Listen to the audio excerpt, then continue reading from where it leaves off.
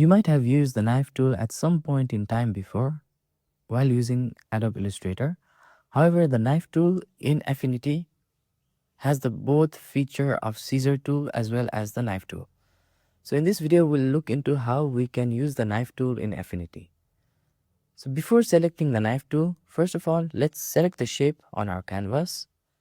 Now let's access the knife tool right here.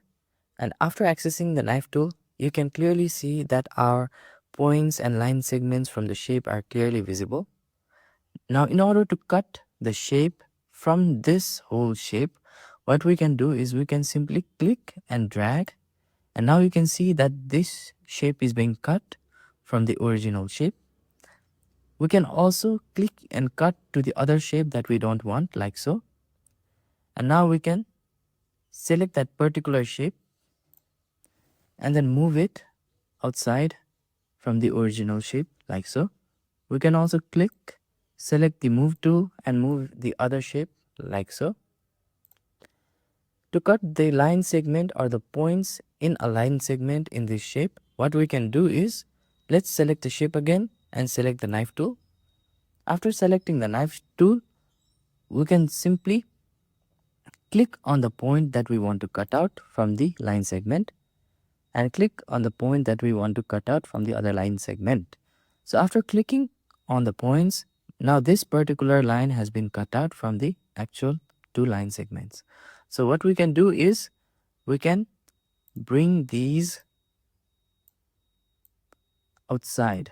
So as you can see now, these line segment has been separated or cut out from the line segment of this original shape. We can also go ahead and select the knife tool and then cut out the line segment from here as well by clicking on the lines or by clicking on the points on the line segment.